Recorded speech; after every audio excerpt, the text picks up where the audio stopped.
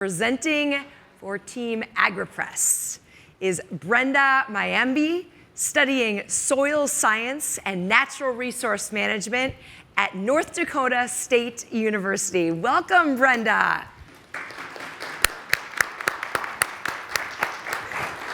Welcome. Are you feeling ready? Yeah, I'm feeling ready. All right, you got this. Thank you. Take it away. Okay.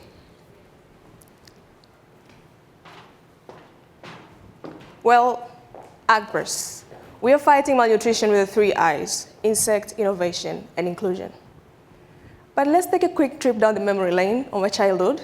Ignore the chubby cheeks, that's me when I was 2 years old. The next picture is me when I was 12, and the other 20, if not 21 years old. And all through my life, I've consumed ugali. So what is ugali? Well, ugali is a staple food that is made of maize flour, and it's consumed within 20 countries in Africa. It goes by different names: ugali, nsima, depends on where you're coming from. Maize that is used in making of ugali is cultivated by 83% of farming households in Tanzania. Ugali is largely consumed by low-income earners. Why? Because it's easy to make. We need water, the maize flour, and then you have the ugali dough. The flour itself, it has a long shelf life, making it an affordable and reliable food for the low-income families. Nutritional-wise, ugali is high in carbohydrates, which is a good source of energy, but it lacks essential nutrients, like protein. And this is where the problem comes in. Overconsumption of ugali, of carbohydrates, has led to spiking cases of malnutrition, with 23.8% in Tanzania alone. The issue that we have here is a region called Njombe, located in Tanzania, with high rates of malnutrition because people cannot afford to pair protein in the ugali-based diet.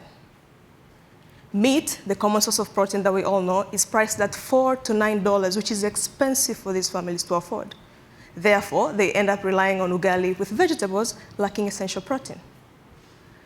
But Njombe is also a region that is known for its agricultural activity, cultivating maize and cassava in large quantities, which in turn generates a lot of agricultural waste that is either underutilized or improperly managed. As you see in the picture, it ends up being burned, creating more problems to the environment than solution. We have air pollution problems, water contamination problems, and soil pollution problems. And this is where we come in. You see, Agpress is offering a bag, but the content in this bag is what makes us different from any products you've seen in the market. We aim to incorporate mealworm flour to maize flour to provide a protein-rich flour for the low-income families to afford and meet their daily nutritious needs. Why mealworm? Well, mealworm are high in protein, 20 to 25% protein. They are good for waste reduction, and the waste that is generated by mealworm, for us, is a good supplement for soil health. I don't want to alarm anyone in the audience. Consumption of insects is normal in our countries. How do we intend to do this? Well, farmers are going to provide us with maize and cassava leaf waste, as we saw in the previous waste slide. We're going to use that to generate feed for the mealworm. Later on, the mealworm is harvested and processed into flour. Through collaboration and partnership with farmers, they're going to provide us with maize, which will pass through the Agpress milling services, and later on blended by the mealworm flour, providing us with the final product, the protein-rich flour, which can be used in making of ugali and other processed products. How many of us are familiar with tortilla or have consumed tortilla? With the Agpress flour, you can make tortilla, meaning that we hope in the future you'll find the Agpress protein-rich tortilla in your grocery store. But these farmers in turn get a bonus. You see, they get frass, which is a waste generated by mealworm, but is a good supplement for soil health to boost their yields.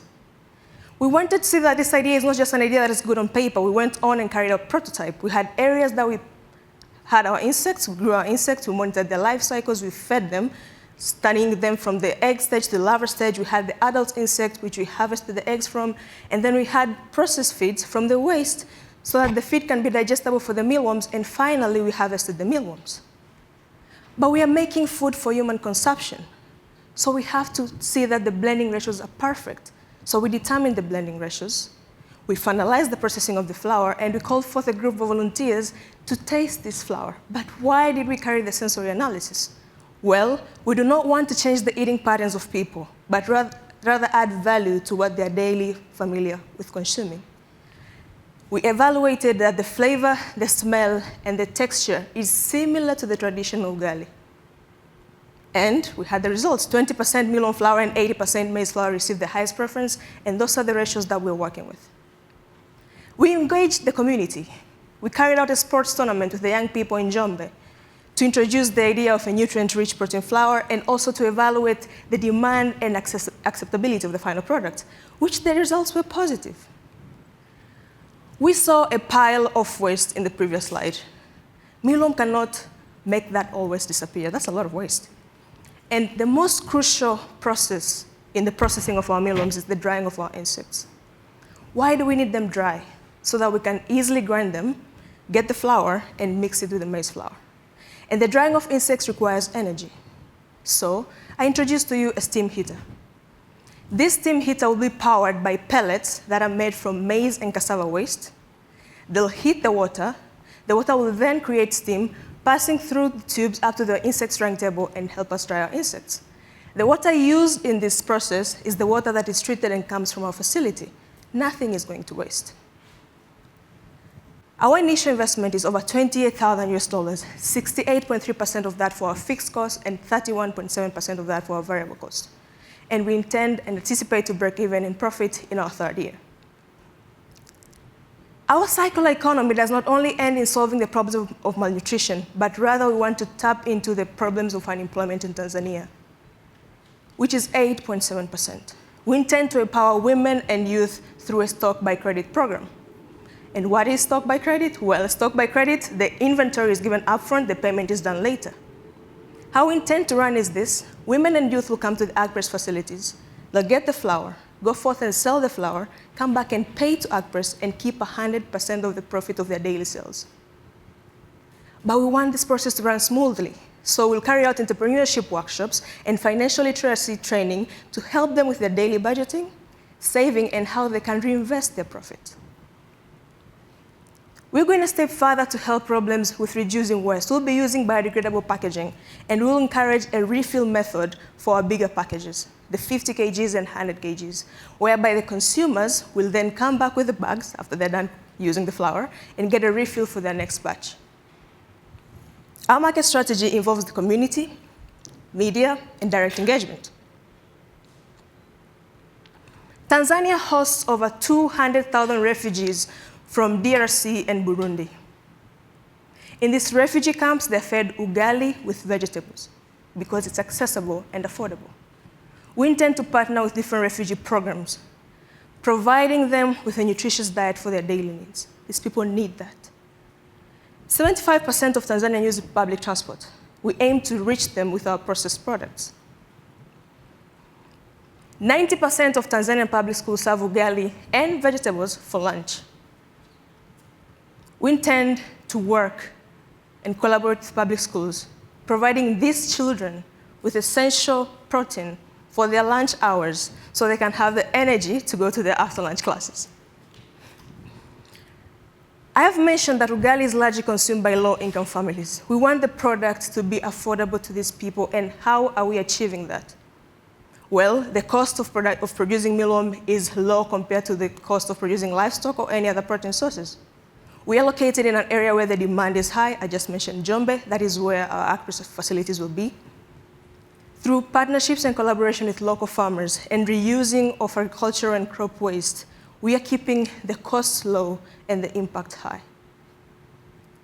Our impact to vulnerable groups, we're talking about pregnant women, children, refugees, is offering them an affordable and a high-protein flour. To the youth and women, I mentioned the stock by credit, we'll also provide other micro-entrepreneurship opportunities and generate over 500 direct and indirect jobs. With the farmers, we anticipate to engage over 1,000+ farmers by the year 2030. And we want to boost the farmers' income by up to 30% with supply contracts. To the environment, we are transforming crop waste into insect feed, so we are cutting down the methane emissions, but we also aim to minimize waste and create local green jobs. So we have all seen and we're all using AI to ask questions in our daily basis. We intend to do that, to incorporate AI into facilities. How are we going to do that, and why do we need AI? Well, we're incorporating AI in our facilities to help us monitor the growth of our mealworms by tracking humidity, temperature, and feed ratio in real time. But the system will also help us detect any unusual activities and abnormalities to help us prevent losses and optimize our productivity. And we'll be working with Indica AI. So far, 20 plus farmers have confirmed and they're willing to work and collaborate with us in this process. These are the partners we'll be working with. We did not get this far by just us alone. We had a team of expertise that pushed this idea and turned it into reality. And we are so grateful for their support to bringing this into life.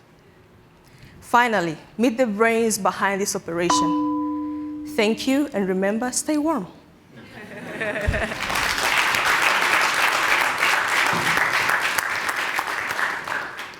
Wonderful. Congratulations, Brenda. And your team, Team Agpress, great work. So the judges will talk amongst themselves, we'll chat, and then we'll do Q&A. Okay. You ready? Yep. All right, sounds good. So tell us, how did you and your team come up with this idea? It's brilliant. Most of us have consumed ugali. We are all from the background that we are consuming ugali on a daily basis. And some of us, more than others, have experienced firsthand experience of people dying from malnutrition. And we had that advantage by getting scholarships and going to schools and sit in classes and brainstorm different ideas so we can help our communities, because we saw that if we do not do this, then no one else will. Since we're in 2025 and we're still battling problems of malnutrition, which is not really a good thing. No. It's time to take change and, turn things into reality and save these communities. Good for you. So this is something I'm particularly passionate about as well. Tell me, what kind of feedback have you had from the schools? So far, they're super interested, and they were amazed because they did not know anyways, since they can't, afford the protein. So they're like, well, how is this flour going to be priced? Well, it's affordable for you guys. You don't have to worry about that. And they're like, but you're adding protein. Yes, we are adding the value, but we're keeping the price the same. So these kids can actually get the chance to actually have the nutritious needs in their school hours. That's right. Yeah, and it can be paired with vegetables, so it's a good thing. They get protein, carbohydrates, and fiber. That's right. Yes. Excellent work. Excellent work. Thank you so much for this. Looks like they're still chatting, so we'll still chat. Tell me about your team. How did you find each other? We are all from Tanzania, and I studied at Earth in Costa Rica, and I graduated from there last year. So we have been together and we have collaborated in so many ways. We have done so many things. We've volunteered with different organizations. Personally, I've worked with an organization that has helped children, providing them with homes, taking them to school, looking for funds to actually give them the education they need, the uniforms and all that. So I've seen how much an idea can turn into reality, and it can actually change people's lives. Yes. And my team is pretty much a team of amazing people that are really creative thinkers, and I'm so grateful that we did not give up, and we have been pushing forward ever since that. Tenacity and passion. Absolutely. It's a good intersection. All right, they're all set. Good luck. Thank you.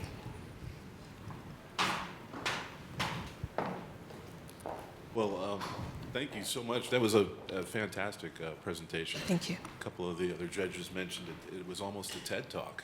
I'm sorry. You really familiarize us with your history and your thought process. It was really good.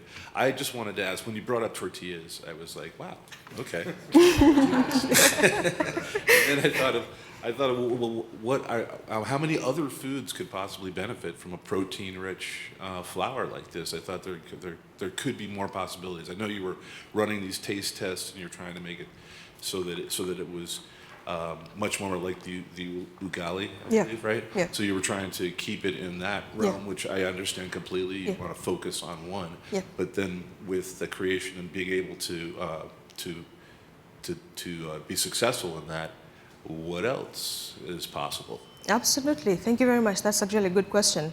When we carried out our tests in Costa Rica, it's an area that we have people from different cultures and different backgrounds, and we have consumed and shared those same values with them. So when we actually made the flour and then took it to test and all that. So when we made the ugali to be evaluated with people, we actually made tortillas to be tried by the Latin American people, for them to tell us if it's the same, if it has, because we do not only aim to keep the product ugali based. No, the flour can be multi-purpose and it can be used in making a lot of other things. We can make corn snacks, we can make the tortillas, we can make the ugali, it can be used for a lot of things. So in that said case, we are more into advancing different stages in also doing the snacks, things that I just said, and the using of making the tortillas, which they loved it, which is a good thing. And as I said, that will be partnering with different transport systems because most of Tanzanians don't own cars. So we use public transport for everything, for traveling long distance, for going in whatever area. And in this transport system, they're long drives. You need something to eat, something energizing. So in that sense, we thought about that area of market, like supplying our snacks into the transport systems so that they can be sold into people as a symbol of pride for Tanzania, for the innovation, and also providing these people with something that they can actually consume, and it's affordable. So cheap snacks will be sold in the transport system, and the same thing when we are hoping to partner with our own Air Tanzania, the wings of Kilimanjaro, and provide our snacks into the aircraft as well, because they're going international. And if they're protein-based, we all know like most of the protein products right now are priced so high, but ours is gonna be different. Same value with any other protein that you've seen, but the price is very affordable. And we want people to tap into that. So, yeah. I hope that answered this question. You certainly did. Thank you. Thank you. Hi, thank you very much for the presentation. I was really, really impressed. And specifically, I loved the fact of really focusing on a core innovation and then understanding the systems implications of how that is placed in the kind of systems that you're embedded in, whether those are economic as well as social. So very, very impressive systems thinking that is integrated in your model. My question is along the lines of how you see the core technology development happening over time, because there was a lot of different innovations that you saw as being key enablers of the broader picture actually working at scale.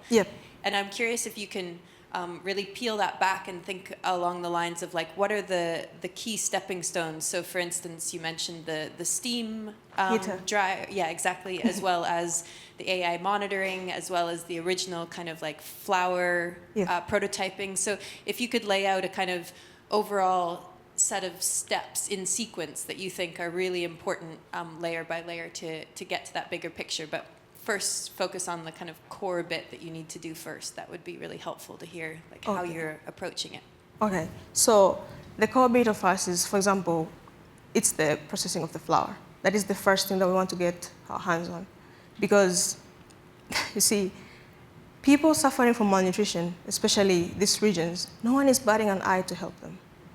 Want that flour to come out first, for these people to have it first, consuming the flour and eating the garlic, keeping it local at the standard. And after that, we have already done different prototypes. While we're still doing that, feeding the people, then we go to the steps of making snacks and all that. So we'll need also advanced technology like machinery and frying and the kitchen area and all that.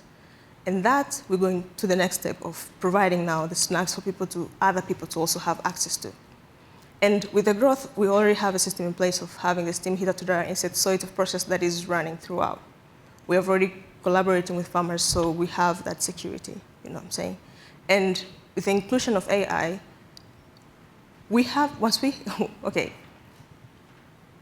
how we met this guy of AI, I'm sorry, but I have to give you this story. A friend of mine, one of our team members was traveling from Tanzania going back to Costa Rica after the holidays. And this was last year when I was still competing in the stages. And he was sitting beside this guy, his name is Haji, and he did not know that the guy was a AI CEO, Indica AI. So they started chatting, and he introduced the idea to the guy. He said, my team is actually participating in this event, and we are intending to do this and this and that. And the guy was like, oh, I'm having an AI operation, and I feel like you guys can actually incorporate it into your system. We're like, well, we did not think of that. And we pitched back and forth. They got out of the plane, they sat down, keep juggling ideas, maintained contact. Nobody wanted to miss their flights. They maintained contact, and later on we discovered that we can actually use it to monitor growth, the life cycle, the feeding, detecting any anomalies because this mealworm can be affected by diseases. And If that is not catch up at the early stage, then we lose the whole production. So they talked about that. We saw how we can do that. We discussed on different ways and installing sensors into our systems to carry up that process. So those are the things that we are going forth as we grow. And technology is advancing every day, so we are not limiting our ideas either. As it grows, we are growing with it. And that is the same thing that will happen with Agpress in all areas, be it in how we are closing the snacks, being it in how we are writing the name, regardless. But as how technology is changing, we are also changing with it. And that is the mentality that we have. Thank you. One of the challenges of innovating is that, and especially presenting so clearly, is the moment you're done, it just looks so obvious. So well done. Thank you. My question is, has this been tried before, integrating mealworm flour with the maize? And if so, has it been successful or not, and why? And how are you going to be more successful than it's been in the past if it hasn't been tried before? Or why hasn't it been tried before? Okay. So the integration itself, the blending of the mealworm flour to turn it into to do the protein-enriched flour, it has not been tried before. But the consumption of mealworm has been done. People have been consuming mealworms. We have seen it in different Asian countries and other people just trying to optimize, the resources that we have, that nature gives us. So they have cooked mealworm and used it in different feeds, but not in making the flour. And we saw that as, okay, it's consumed, yeah, but there's something is missing, We can do more than just cooking it and consuming it, which is also good, it's delicious, but we can actually process it and turn it into something useful. So that is why we have done it. And so far, I don't know why they haven't done it before, but we are just so glad that we caught it and we're actually working towards it. Well, and it seems like you've solved any technical issues with integrating it. Yeah. Which is good. Yeah. Are there any social issues with integrating it? Will people accept this? Yeah, I know you've prototyped it, you've tried it. Have you noticed surprise or discomfort among people? No, absolutely not. So we consume insects. My grandmother consumes, it's not a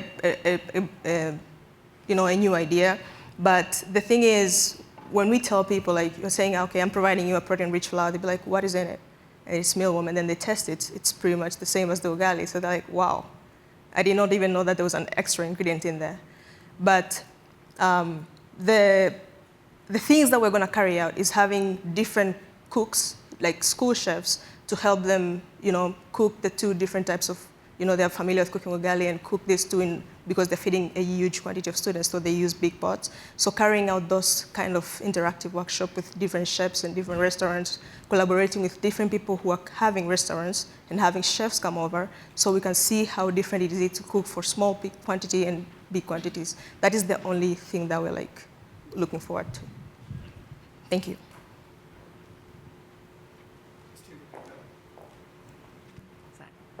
Thank you. Oh, you do? Oh, okay. Thank you very much for the presentation. I got a question about your economic analysis. Your feed conversion rate is 1.7 kilo to 1 kilo of protein. Sorry, what? 1.7 kilo of feed, you transform into 1 kilo of protein. Yep. If you do the math, it sounds like impossible, because cassava leaf, the nitrogen content is very low, very, very low. So if you want to make 25% protein from cassava leaf, it's going to be almost next to impossible. So you have to use almost 6 kilo or 7 kilo of feed. Yeah. So economic analysis changes completely. Okay. So the thing is, No, but you have to feed the mealworm something. They're going to produce the protein. I understand. So the feeding of the mealworm is not going to be only by cassava leaves. Oh. We're using maize and cassava leaves. So we're using the two. And Njombe is a region that produces a lot of that. We have a guarantee of having that much supply. So when we're doing this analysis, we knew that that is the guarantee that we have. We have that and more, you see? And we've seen the waste that is being thrown out. That is the one that we're going to take advantage of. We're reusing that. We're recycling that. I hope that answers the question.